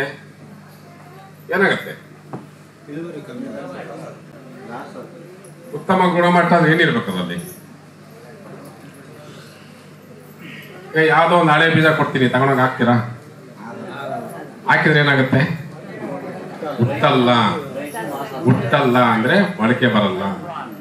ಸೊ ಮೊಳಕೆ ಪ್ರಮಾಣ ಬಹಳ ಮುಖ್ಯ. ಅದೇ ಎಲ್ಲ ಗುಣಧರ್ಮಗಳು ಇದ್ರೆ ಮಾತ್ರ ನಾವು ಫಸಲನ್ನ ಲಾಭದಾಯಕ ಆಗೋ ರೀತಿಯಲ್ಲಿ ಪಡ್ಕೊಳ್ಬಹುದು. ಸೊ ಆ ನಿಟ್ಟಿನಲ್ಲಿ ಉತ್ತಮವಾದ ಬಿತ್ತನೆ ಬೀಜನ ಮಾಡ್ತಕ್ಕಂಥದ್ದು ನಮ್ಮೆಲ್ಲರ ಕರ್ತವ್ಯ. ಸೊ ಆ ನಿಟ್ಟಿನಲ್ಲಿ ಈಗ ದೇಶದಲ್ಲಿ ಬೇಕಾಗಿರ್ತಕ್ಕಂಥ ಬಿತ್ತನೆ ಬೀಜಗಳನ್ನ ಕೇವಲ ಸಂಘ ಸಂಸ್ಥೆಗಳು, ವಿಶ್ವವಿದ್ಯಾಲಯಗಳು ಅಥವಾ ಸೀಡ್ಸ್ ಕಾರ್ಪೊರೇಷನ್ಸ್ ಅಷ್ಟೇ ಪೂರೈಕೆ ಮಾಡ್ಲಿಕ್ಕೆ ಆಗಲ್ಲ. ಸೊ 70% ಜನ ರೈತರು ಈಗಲೂ ಕೆಲವೊಂದು ಹಳ್ಳಿಗಳಲ್ಲಿ ತಾವೇ ಸ್ವತಃ ಬಿತ್ತನೆ ಬೀಜಗಳನ್ನ ತಯಾರು ಮಾಡ್ಕೊಳ್ತಾರೆ. ಸಾಕಷ್ಟು ಜನ ಇದ್ದಾರೆ, ಬುದ್ಧಿವಂತ ರೈತರು ಇವತ್ತಿಗೂ ಇದ್ದಾರೆ. ಅವರು ಬಿತ್ತನೆ ಬೀಜಕ್ಕೋಸ್ಕರ ಇಲ್ಲಿ ಹೋಗೋದಿಲ್ಲ, ಅವರೇ ಸ್ವತಃ ಬಿತ್ತನೆ ಬೀಜ ತಯಾರು ಮಾಡ್ಕೊಳ್ತಾರೆ.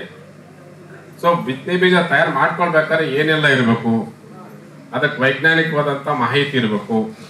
ಸೊ ಆ ಮಾಹಿತಿನ ಕೃಷಿ ವಿಶ್ವವಿದ್ಯಾಲಯದಲ್ಲಿ ಪಡ್ಕೊಳ್ತಾರೆ, ತರಬೇತಿ ಮುಖಾಂತರ ಪಡ್ಕೊಳ್ತಾರೆ. ಸೊ ಈಗ ನಾವು ರಾಷ್ಟ್ರೀಯ ಬೀಜ ಪ್ರಾಯೋಜನೆ ಅಂತ ಅಲ್ಲಿ ಹಾಕಿದೀವಿ ಇಲ್ಲಿ ಕೆಳಗಡೆ. ಸೊ ಇಲ್ಲಿ ನಾವೇನ್ ಮಾಡ್ತೀವಿ, ಈ ತರ ರೈತರು ಸಪೋಸ್ ಯಾರಾದ್ರೂ ಯುವಕರು ಸೊ ಬೀಜೋತ್ಪಾದನೆ ಮಾಡ್ಲಿಕ್ಕೆ ನಮ್ಗೆ ಆಸಕ್ತಿ ಇದೆ ಅಂತಂದ್ರೆ ಆ ತರ ರೈತರನ್ನ ಗುರುತಿಸಿ ಅವ್ರಿಗೆ ತರಬೇತಿ ಕೊಡ್ತಕ್ಕಂಥದ್ದು. ಈಗ ನಿಮ್ಗೆ ವಿಡಿಯೋ ತೋರಿಸಿದ್ನಲ್ಲ, ಅದು ನಾವಿಲ್ಲಿ ಬಾಗೇಪಲ್ಲಿ ತಾಲೂಕಲ್ಲಿ ರೈತರು ಸುಮಾರು ಒಂದು 10 ಹಳ್ಳಿಗಳಿದೆ. ಆ ರೈತರನ್ನ ಎಲ್ಲ ಕೂಡಿಸಿ ತರಬೇತಿ ಕೊಟ್ಟಿದ್ದೀವಿ. ತರಬೇತಿ ವೈಜ್ಞಾನಿಕವಾಗಿ ಸೂರ್ಯಕಾಂತಿನ ಹೈಬ್ರಿಡ್ ಬೀಜೋತ್ಪಾದನೆ ಯಾವ ರೀತಿ ಮಾಡಬೇಕು, ಗಂಡು ಮತ್ತು ಹೆಣ್ಣು ಯಾವ ತರ ನಾವು ಬೆಳಿಬೇಕು, ಸಂಕರಣ ಯಾವ ರೀತಿ ಮಾಡಬೇಕು ಅಥವಾ ಕ್ರಾಸಿಂಗ್ ಯಾವ ರೀತಿ ಮಾಡಬೇಕು, ಆ ಪಾಲಿನೇಷನ್ ಮಾಡ್ಬೇಕಾದ್ರೆ ಕ್ರಾಸಿಂಗ್ ಮಾಡ್ಬೇಕಾದ್ರೆ ಆ ಪುಡಿ ಬರುತ್ತಲ್ಲ, ಆ ಪುಡಿನ ಯಾವ ರೀತಿ ಶೇಖರಣೆ ಮಾಡಿ ಇಟ್ಕೊಳ್ಬೇಕು, ಆ ಪುಡಿ ಸತ್ತೋದ್ರೆ ಹೋಯ್ತು, ಬೀಜ ಕಟ್ಟೋದೇ ಇಲ್ಲ, ಹಾಗೆ ಅದನ್ನ ಯಾವ ರೀತಿ ಸಂರಕ್ಷಣೆ ಮಾಡ್ಕೊಳ್ಬೇಕು, ಮತ್ತೆ ಕೀಟಗಳೇನು ಬರ್ತವೆ, ರೋಗಗಳೇನು ಬರ್ತವೆ, ಅದನ್ನ ಸಂರಕ್ಷಣೆ ಯಾವ ರೀತಿ ಮಾಡ್ಕೊಳ್ಬೇಕು, ಯಾವ ಔಷಧಿ ಹೊಡಿಬೇಕು. ಸೊ ಇಲ್ಲಿ ತೋರಿಸ್ತಾ ಇದ್ದೆ ಬೀಜೋಪಚಾರ ನೋಡಿದ್ರ. ಸೊ ಔಷಧಿ ಹಾಕಿ ಬೀಜಕ್ಕೆ ಲೇಪನ ಮಾಡ್ತಕ್ಕಂಥದ್ದು ಯಾಕೆ ಮಾಡ್ತೀವಿ? ಯಾಕೆ ಮಾಡ್ಬೇಕು ಹೇಳಿ? ಸೊ ಒಂದಲ್ಲಿ ನಾವು ನಾಟಿ ಮಾಡಿದ್ಮೇಲೆ ಜಮೀನಲ್ಲಿ ಕೀಟ ಮತ್ತೆ ರೋಗಗಳು ಇದ್ದೇ ಇರ್ತಾವಲ್ವಾ. ಸೊ ಅವು ನಾವು ಬಿತ್ತನೆ ಮಾಡಿದ ತಕ್ಷಣ ಅವನ್ನ ತಿಂತಕ್ಕಂಥ ಕೆಲಸ ಆಗ್ತದೆ, ನಾಶ ಮಾಡ್ತಕ್ಕಂಥ ಕೆಲಸ ಆಗ್ತದೆ, ಅವು ಬದುಕ್ಬೇಕಲ್ಲ. ಸೊ ಅದಕ್ಕೆ ತುತ್ತಾಗಬಾರ್ದು ಅಂತೇಳಿ ಔಷಧಿನ ನಾವು ಬೀಜೋಪಚಾರ ಮಾಡ್ತಾ ಇದೀವಿ. ಬೀಜೋಪಚಾರ ಮಾಡೋದ್ರಿಂದ ಮೊಳಕೆ ಪ್ರಮಾಣ ಚೆನ್ನಾಗಿ ಬರುತ್ತೆ. 1 ಎಕರೆ ಪ್ರದೇಶದಲ್ಲಿ ಅಥವಾ 1 ಸ್ಕ್ವೇರ್ ಮೀಟರ್ ಅಲ್ಲಿ ನಿರ್ದಿಷ್ಟವಾಗಿ ಗಿಡಗಳ ಸಂಖ್ಯೆ ಇಷ್ಟೇ ಇರಬೇಕು ಅಂತ ನಿರ್ಧಾರ ಮಾಡಿದೀವಿ.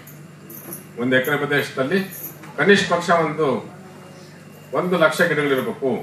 ಅದೊಂದು ಬೆಳೆಗೂ ನಂತರ ಗಿಡಗಳ ಸಂಖ್ಯೆ ನಾವು ಸಾಲಿಂದ ಸಾಲಿಗೆ ಅಂತರ ಕೊಡ್ತೀವಿ, ಗಿಡದಿಂದ ಗಿಡಕ್ಕೆ ಅಂತರ ಕೊಡ್ತೀವಿ.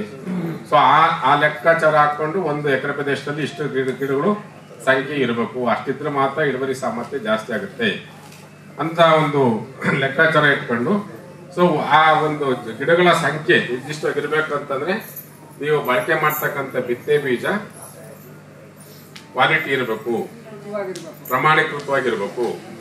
ಸೊ ಈ ಕ್ವಾಲಿಟಿ ಚೆನ್ನಾಗಿರ್ಬೇಕು ಅಂತ ಹೇಳಿದ್ರೆ ಅದಕ್ಕೆ ನಾನೇನೋ ಚೆನ್ನಾಗಿದ್ದೀನಿ ಅಂತ ನಾವು ಕೊಡ್ಬೋದು, ಆದ್ರೆ ಆ ಕ್ವಾಲಿಟಿ ಚೆನ್ನಾಗಿದೆ ಇಲ್ಲ ಅಂತ ಹೇಳಕ್ ಒಂದು ಸಂಸ್ಥೆ ಇದೆ, ಕರ್ನಾಟಕ ರಾಜ್ಯ ಬೀಜ ಪ್ರಮಾಣನ ಸಂಸ್ಥೆ ಅಂತ ಹೆಬ್ಬಾಳದಲ್ಲಿದೆ. ಸೊ ನಾವೇನು ಈ ವಿಡಿಯೋದಲ್ಲಿ ತೋರಿಸಿದ್ವಲ್ಲ, ಸೊ ಅಲ್ಲಿ ನಾವೇನು ರೈತರಿಗೆ ಕೊಟ್ಟು ಬೀಜೋತ್ಪಾದನೆ ಮಾಡಿಸ್ತೀವಿ, ಆ ಒಂದು ತಾಕಗಳನ್ನ ಆ ಪ್ರಮಾಣನ ಸಂಸ್ಥೆ ಅಧಿಕಾರಿಗಳು ವೀಕ್ಷಣೆ ಮಾಡ್ತಾರೆ, ಅಂಡ ಇರುತ್ತೆ ಅದಕ್ಕೆ ವೈಜ್ಞಾನಿಕವಾಗಿ ಅದನ್ನ ನೋಡಿ ಸರ್ಟಿಫಿಕೇಶನ್ ಮಾಡ್ತಕ್ಕಂಥ ಒಂದು ಟೀಮ್ ಇರುತ್ತೆ. ಅದು ಹೋಗಿ ಅದನ್ನ ನೋಡಿ ಇದು ಯೋಗ್ಯವಾಗಿದೆ, ಬಿತ್ತನೆ ಬೀಜಕ್ಕೆ ಯೋಗ್ಯವಾಗಿದೆ ಅಂತೇಳಿ ಸರ್ಟಿಫೈ ಮಾಡಿದಾಗ ಮಾತ್ರ ನಾವು ಆ ಬಿತ್ತನೆ ಬೀಜನ ಪಟ್ಟಣೀಕರಣ ಮಾಡಿ ಕೊಡ್ತಕ್ಕಂಥದ್ದು ಸಾಧ್ಯ. Next line.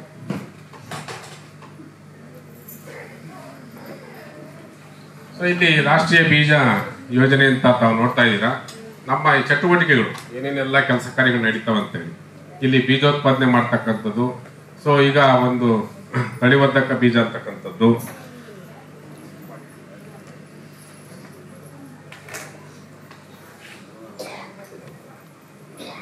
ಸರ್ ನಡೀಲಿ ಬೀಜೋತ್ಪಾದನೆ ಕಾರ್ಯಕ್ರಮ ಇದೆ. ಪರಿವೀಕ್ಷಣೆ ಅಂದ್ರೆ ಇನ್ಸ್ಪೆಕ್ಷನ್ ಮಾಡ್ತಕ್ಕಂಥದ್ದು, ಬೀಜ ಸಂಸ್ಕರಣೆ ಮಾಡ್ತಕ್ಕಂಥದ್ದು, ಮಾರಾಟ ಮತ್ತು ಹಂಚಿಕೆ ಮಾಡ್ತಕ್ಕಂಥದ್ದು, ಬೀಜ ತಾಂತ್ರಿಕ ಸಂಶೋಧನೆ ಮಾಡ್ತಕ್ಕಂಥದ್ದು, ಹೊಸ ಹೊಸ ಸಂಶೋಧನೆಗಳು, ಅದೇ ರೀತಿ ತರಬೇತಿ ಮತ್ತು ಅಧ್ಯಯನ. ನಿಮ್ಗೆ ಹೇಳಿದ್ನಲ್ಲ, ಸೊ ಯಾವುದೇ ಒಂದು ಹಳ್ಳಿನಲ್ಲಿ ರೈತರು ಯುವಕರು ಆಸಕ್ತಿ ತೋರಿಸಿದ್ದೆ ಆದರೆ ಅಂಥ ರೈತರನ್ನ ಆಯ್ಕೆ ಮಾಡ್ಕೊಂಡು ಅವ್ರಿಗೆ ತರಬೇತಿ ಕೊಡ್ತಕ್ಕಂಥದ್ದು. ಯಾವುದೇ ಬೆಳೆ ಆಗ್ಬೋದು, ಸೂರ್ಯಕಾಂತಿ ಅಂತಲ್ಲ, ಯಾವುದೇ ಬೆಳೆನಲ್ಲಿ ನೀವು ಬೀಜೋತ್ಪಾದನೆ ಮಾಡ್ತೀವಿ ಅಂದರೆ ನಿಮಗೆ ವಿಶೇಷವಾಗಿ ಇಲ್ಲೇ ಕರೆಸಿ ತರಬೇತಿ ಕೊಡ್ತಕ್ಕಂಥದ್ದು ಇದೆ. ಸೊ ನಮ್ಮ ಇಲ್ಲೇ GKVKಲಿ ಇಲ್ಲ ಅಂದರೆ ನಿಮ್ಮೂರಿಗೆ ಬಂದು ನಾವು ತರಬೇತಿ ಕೊಡಲಿಕ್ಕೂ ನಮ್ಮ ಒಂದು ತಂಡ ಇದೆ, ಟೀಮ್, ಅವ್ರು ಹೋಗ್ಬಿಟ್ಟು ತರಬೇತಿಯನ್ನು ಕೊಡ್ತಕ್ಕಂಥದ್ದು ಇದೆ. ಸೊ ಇಲ್ಲಿ ಒಂದು ಉತ್ತಮವಾದ ಗುಣಮಟ್ಟದ ಬೀಜ ನಾವು ಮಾಡ್ಬೇಕಂತಂದ್ರೆ ಅದಕ್ಕೆ ಮೂಲ ಬೀಜ ಅಂದ್ರೆ ತಳಿವರ್ಧಕ ಬೀಜ. ಸೊ ಈ ತಳಿವರ್ಧಕ ಬೀಜವನ್ನ ನಾವು ಮಾಡಬೇಕಾದ್ರೆ ವಿಶ್ವವಿದ್ಯಾಲಯ ಮಟ್ಟದಲ್ಲಿ ನಮ್ಮ ಕೃಷಿ ಸಂಶೋಧನಾ ಕೇಂದ್ರಗಳಿದ್ದಾವೆ, ಅಲ್ಲಿ ಈ ತಳಿವರ್ಧಕ ಬೀಜವನ್ನ ಮಾಡ್ತಕ್ಕಂಥದ್ದಿದೆ. ಅದರ ಗುಣಮಟ್ಟನ ಅದ್ರ ಜೊತೆಗೇನೆ ಗುಣಮಟ್ಟದ ಬೀಜೋತ್ಪಾದನೆ ಸಹಿತ ಮಾಡ್ತಾ ಇದ್ದೀವಿ. ಸೊ ಇಲ್ಲಿ ಬಹಳ ಮುಖ್ಯವಾಗಿ ಈ ತಳಿವರ್ಧಕ ಬೀಜನ ಉಪಯೋಗಿಸ್ಕೊಂಡು ಮೂಲ ಬೀಜ ಅಂತ ಮಾಡ್ತೀವಿ. ಸೊ ನಾನು ಹೇಳಿದ್ನಲ್ಲ, ಕರ್ನಾಟಕ ರಾಜ್ಯ ಬೀಜ ನಿಗಮದವರು ಅವರು ಈ ಮೂಲ ಬೀಜವನ್ನ ತಯಾರು ಮಾಡ್ತಾರೆ. ಸೊ ಈ ಪ್ರಮಾಣಿತ ಬೀಜ ಏನಿದೆಯಲ್ಲ ಇದು ನಿಮಗೆ ರೈತರಿಗೆ ರೈತ ಸಂಪರ್ಕ ಕೇಂದ್ರಗಳಲ್ಲಿ ಸಿಗ್ತಕ್ಕಂಥದ್ದು, ಸಬ್ಸಿಡಿ ಮುಖಾಂತರ ರೈತರಿಗೆ ಇದನ್ನ ಆಹಾರ ಧಾನ್ಯಗಳನ್ನ ಉತ್ಪಾದನೆ ಮಾಡಲಿಕ್ಕೆ ಈ ಒಂದು ಬಿತ್ತನೆ ಬೀಜನ ಮತ್ತೆ ಬೀಜ ಅಂತ ಹೇಳ್ತೀವಿ, ಟ್ರೂತ್ಫುಲಿ ಲೇಬಲ್ ಸೀಡ್ಸ್ ಅಂತ, ಈ ತರ ಬಿತ್ತನೆ ಬೀಜಗಳನ್ನ ಉಪಯೋಗಿಸ್ತಕ್ಕಂಥದ್ದು. ಇವನ್ ಮಾಡಿದ್ರೆ ಮಾತ್ರ ನಿಮಗೆ ಅಧಿಕವಾದಂತಹ ಇಳುವರಿ ಪಡೀಲಿಕ್ಕೆ ಸಾಧ್ಯ ಆಗ್ತದೆ.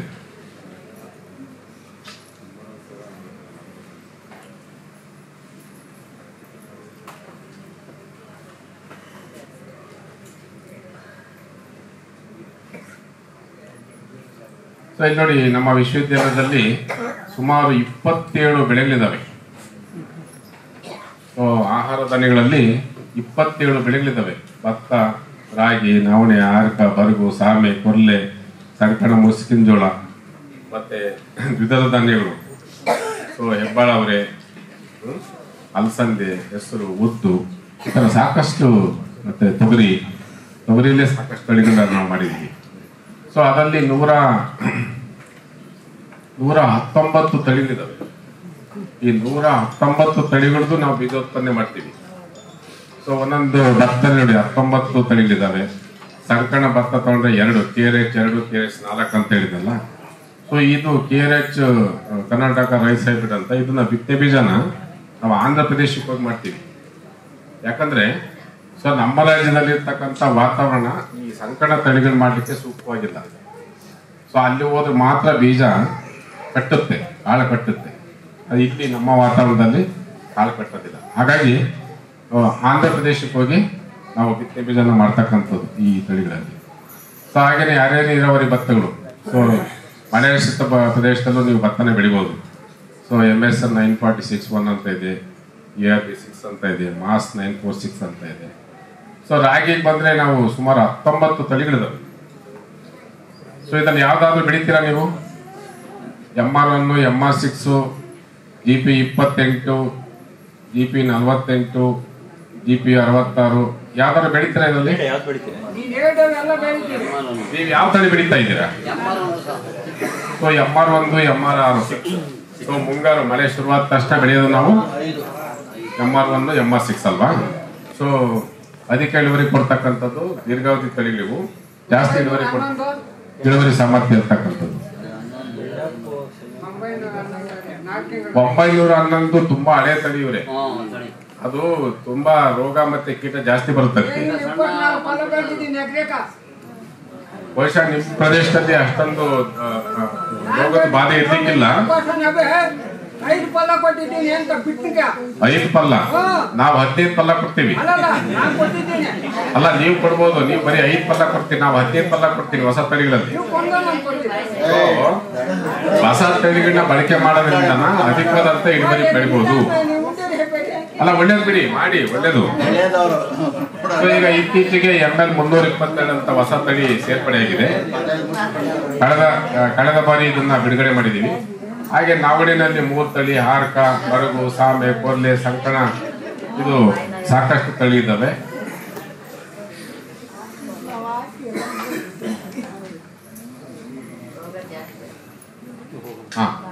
ನೋಡಿ, ಹೊಸ ತಳಿ. ಸೊ KMR 316 ಅಂತ ಹೊಸ ತಳಿ ಈಗ ಕಳೆದ ವರ್ಷ ನಾವು ಬಿಡುಗಡೆ ಮಾಡಿರ್ತಕ್ಕಂಥದ್ದು. ಸೊ ಸರ್ವೇ ಸಾಮಾನ್ಯವಾಗಿ 105ರಿಂದ 110 ದಿವಸಕ್ಕೆ ಕಟಾವು ಬರ್ತಕ್ಕಂಥದ್ದು ಹೊಸ ತಳಿ. ಸೊ ನೋಡಿ, ಕಾಳಿನ ತೆನೆ ನೋಡಿ ಹೆಂಗಿದೆ. ಸುಮಾರು 18ರಿಂದ 20 ಕ್ವಿಂಟಲ್ ಒಂದು ಎಕರೆ ಪ್ರದೇಶಕ್ಕೆ, 18ರಿಂದ 20 ಕ್ವಿಂಟಲ್ ಒಂದು ಎಕರೆಯಲ್ಲಿ ಬೆಳೆಯತಕ್ಕಂಥದ್ದು. ಸೊ ಇದರಲ್ಲಿ ನಾನು ಹೇಳಿದಲ್ಲ, ಹಳೆ ತಳಿಗಳಲ್ಲಿ ಸರ್ವೇ ಸಾಮಾನ್ಯವಾಗಿ ಬೆಂಕಿ ಮತ್ತು ಬೇರು ಕೊಳೆತ ಬರ್ತದೆ. ಈ ಇಲುಕು ರೋಗ ಅಂತ ಕೇಳಿದ್ರಲ್ವಾ, ತೆನೆಗೆ ಬರ್ತಕ್ಕಂಥದ್ದು, ಆ ಇಲುಕು ರೋಗ ಈ ಹೊಸ ತಳಿಗಳಲ್ಲಿ ಬರಲ್ಲ. ಹಾಗಾಗಿ ನಿಮ್ಮ ಇಳುವರಿ ಸಾಮರ್ಥ್ಯ ಜಾಸ್ತಿ ಆಗುತ್ತೆ ಹೊಸ ತಳಿಗಳಲ್ಲಿ. ಅದಕ್ಕೆ ಹೊಸ ತಳಿ ಬಿತ್ತಿ ಬೀಜನ ಬಳಕೆ ಮಾಡಿ ಅಂತ ಅದಕ್ಕೆ ಹೇಳೋದು.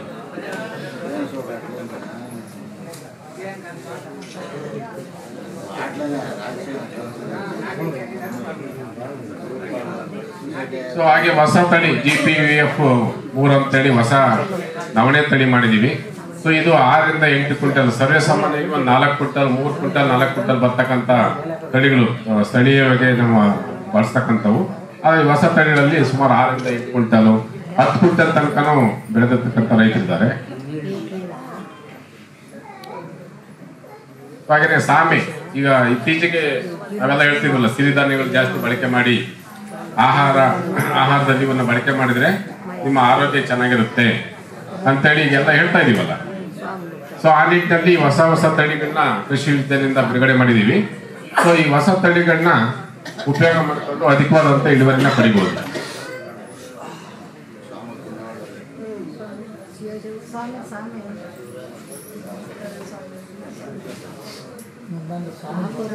ಕೊರ್ಲೆ ಕೇಳಿದಿರ? ಕೊರ್ಲೆ ಬಳಸ್ತೀರಾ ಯಾರಾದ್ರು? ಕೊರ್ಲೆ ರೊಟ್ಟಿ ತಿಂದಿದ್ದೀರಾ?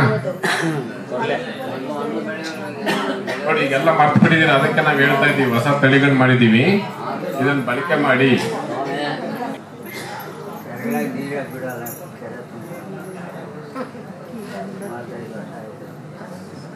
ನೋಡಿ, ಸಂಕಣ ಮುಸ್ಕಿನ ಜೋಳ ಈಗ ಹೇಳ್ತಾ ಇದ್ದೆ. ಸೊ ಸಂಕಣ ಮುಸ್ಕಿನ ಜೋಳದಲ್ಲಿ MAH 14-5 ಅಂತ ಹೊಸ ಹೈಬ್ರಿಡ್. ಸೊ ಇದರಲ್ಲಿ ಸುಮಾರು 120ರಿಂದ 125 ದಿವಸದಲ್ಲಿ ಕಟಾವಿ ಬರ್ತಕ್ಕಂಥದ್ದು. ಸೊ ಸುಮಾರು 30ರಿಂದ 34 ಕ್ವಿಂಟಲ್, 35 ಕ್ವಿಂಟಲ್ ತನಕ ರೈತರು ಒಂದು ಎಕರೆ ಪ್ರದೇಶದಲ್ಲಿ ಬೆಳೆದಿದ್ದಾರೆ. ಸೊ ಸಂಕರಣ ಸೂರ್ಯಕಾಂತಿ ಈಗ ತಾವೆಲ್ಲ ವಿಡಿಯೋ ನೋಡಿದ್ರಿ. ಸೊ ಇದು KBSH 78 ಅಂತ ಹೇಳಿ ಹೊಸ ಹೈಬ್ರಿಡ್ ಮಾಡಿದೀವಿ. ಹಾಗೇನೆ KBSH 85 ಅಂತ ಇನ್ನೊಂದು ಹೈಬ್ರಿಡ್ ಇದೆ. ಹೊಸ ತಳಿಗಳು KBSH 90 ಅಂತ ಇನ್ನೊಂದು ಹೈಬ್ರಿಡ್ ಮಾಡಿದೀವಿ. ಸೊ ಇವೆಲ್ಲ ಹೊಸ ತಳಿಗಳು ಏನಪ್ಪಾ ಅಂತಂದ್ರೆ ಸುಮಾರು 4ರಿಂದ 5 ಕ್ವಿಂಟಲ್ ಒಂದು ಎಕರೆ ಪ್ರದೇಶದಲ್ಲಿ ಕೊಡ್ತಕ್ಕಂಥದ್ದು. ಬಹಳ ಕಡಿಮೆ ಅವಧಿಯಲ್ಲಿ ಕಟಾವಿ ಬರ್ತಕ್ಕಂಥದ್ದು. ಕೇವಲ 82ರಿಂದ 85 ದಿವಸ, ಒಂದು 3 ತಿಂಗಳ ಒಳಗೇನೆ ಇದನ್ನು ಕಟಾವು ಮಾಡ್ತಕ್ಕಂಥ ಹೊಸ ಸಂಕಣ ತಳಿಗಳು. ನೋಡಿ, KBSH 85 ಅಂತ ಇನ್ನೊಂದು ಹೊಸ ತಳಿ. ಸೊ ಇದು ಸುಮಾರು 6ರಿಂದ 7-8 ಕ್ವಿಂಟಲ್ ಸೊ ಇಳುವರಿ ಸಾಮರ್ಥ್ಯ ಇದೆ. 90-95 ದಿವಸಕ್ಕೆ ಕಟಾವಿ ಬರ್ತದೆ. ಸೊ ನೀವು ಮುಂಗಾರಿನಲ್ಲೂ ಬೆಳಿಬಹುದು, ಚಳಿಗಾಲದಲ್ಲಿ ಬೆಳಿಬಹುದು, ಬೇಸಿಗೆ ಹಂಗಾಮಿನಲ್ಲಿ ಎಲ್ಲೆಲ್ಲಿ ನೀರಿಂದು ಲಭ್ಯತೆ ಇದೆ ಅಲ್ಲಿ ಬೆಳ್ಕೊಳ್ಬಹುದು. ಬೆಂಗಳೂರಿನ ಒಂದು ವ್ಯಾಪ್ತಿಯಲ್ಲಿ ಸುಮಾರು ಎಲ್ಲ ಈ ಒಂದು ಪ್ರದೇಶಗಳಲ್ಲಿ ಬಿತ್ತನೆ ಬೀಜಗಳನ್ನ ನಾವು ಮಾಡ್ತಕ್ಕಂಥದ್ದು, ಉತ್ಪಾದನೆ ಮಾಡಲಿಕ್ಕೆ ಬೇರೆ ಬೇರೆ ಜಿಲ್ಲೆಗಳಲ್ಲಿ ಮಾಡ್ತಕ್ಕಂಥದ್ದು. ಅದರಲ್ಲಿ ಮೊಳಕೆ ಪ್ರಮಾಣ ಜಾಸ್ತಿ ಇರಬೇಕು, ತಳಿ ಶುದ್ಧತೆ ಇರಬೇಕು, ಜೆನೆಟಿಕ್ ಪ್ಯೂರಿಟಿ ಅಂತ ಹೇಳ್ತೀವಿ, ಅನುವಂಶೀಯ ಶುದ್ಧತೆ ಇರಬೇಕು. ಅಂದ್ರೆ ಒಂದು ಬೆಳೆನಲ್ಲಿ ಯಾವುದೇ ಮಿಕ್ಸ್ಚರು ಕಲಬೆರಕೆ ಇರಬಾರ್ದು, ಒಂದೇ ತರನಾಗಿರ್ಬೇಕು ಅಂತ ಹೇಳಿ. ಮತ್ತೆ ತೂಕ ಮತ್ತು ಗಾತ್ರ ಒಟ್ಟಿಗೆ ಇರಬೇಕಾಗ್ತದೆ. ಸೊ ರೋಗ ಮತ್ತು ಕೀಟದ ಬಾಧೆಯಿಂದ ಹೊರಗಿರ್ಬೇಕು ಅಥವಾ ಹೊರತಾಗಿರ್ಬೇಕು, ನಿರೋಧಕ ಶಕ್ತಿ ಹೊಂದಿರಬೇಕು. ಸೊ ಕಳೆ ಹಾಗೂ ಇತರೆ ತಳಿಗಳ ಬೀಜಗಳು ಯಾವುದೇ ಒಂದು ಬಿತ್ತನೆ ಬೀಜದಲ್ಲಿ ಇರಬಾರ್ದು. ಯಾಕಂದ್ರೆ ಕಳೆಗಳಿತ್ತು ಅಂತಂದ್ರೆ ನಾವು ಕೊಟ್ಟಿರ್ತಕ್ಕಂಥ ರಾಸಾಯನಿಕ ಗೊಬ್ಬರಗಳನ್ನೆಲ್ಲ ಕಳೆಗಳೇ ತಿಂದಾಕ್ತವೆ, ಬೆಳೆಗೆ ಸಿಗೋದಿಲ್ಲ. ಸೊ ಹಾಗಾಗಿ ಇಳುವರಿ ಕುಂಠಿತ ಆಗ್ತದೆ ಅಂತ ಹೇಳಿ ಸೊ ಈ ಕಳೆಗಳನ್ನ ಯಾವುದೇ ಕಾರಣಕ್ಕೂ ನಮ್ಮ ಬಿತ್ತನೆ ಬೀಜಗಳಲ್ಲಿ ಇರಬಾರ್ದು. ಸೊ ಇದನ್ನೆಲ್ಲ ಗುಣಧರ್ಮಗಳನ್ನ ನಾವು ಲ್ಯಾಬ್ರೇಟರಿನಲ್ಲಿ ಪರೀಕ್ಷೆ ಮಾಡ್ತಕ್ಕಂಥದ್ದು. ಈ ನಮ್ಮ ಬಿತ್ತನೆ ಬೀಜ ರೈತರಿಂದ ಬೆಳ್ಕೊಟ್ಟಿರ್ತಾರೆ. ಸೊ ಅಂತ ಬಿತ್ತನೆ ಬೀಜಗಳನ್ನ ನಾವು ಪರೀಕ್ಷೆಗೊಳಪಡಿಸಿ ಆ ಗುಣಧರ್ಮಗಳನ್ನ ಖಾತ್ರಿಪಡಿಸ್ಕೊಂಡು ನಾವು ಜಮೀನಲ್ಲಿ ಟೆಸ್ಟ್ ಮಾಡ್ತಕ್ಕಂಥದ್ದು ಇದೆ.